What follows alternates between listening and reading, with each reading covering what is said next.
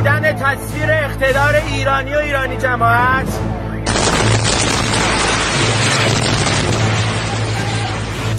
تصویر اقتدار ایرانی و ایرانی جماعت و شکست هیمنه رژیم کودک کش صهیونیستی.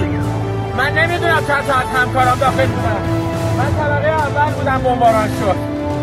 نمیدونم چند تا از همکارام شهید شدن، نمیدونم چند نفر مجروح شدن. گفته بودن تخلیه کنیم منطقه استراحت، اما همه تا آخرین لحظه وایستن تا تصویر اقتدار. صدایی که شنیدید فضای غبارآلوده استادیوم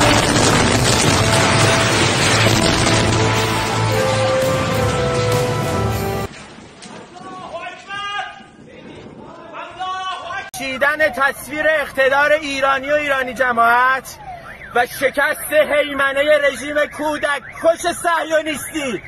من نمیدونم چند تا از همکارام داخل بودن. من طبقه اول بودم، بمباران شد.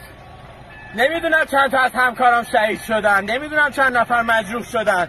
گفته بودن تخلیه کنیم منطقه استراحت، اما همه تا آخرین لحظه وایستن تا تصویر اقتدار.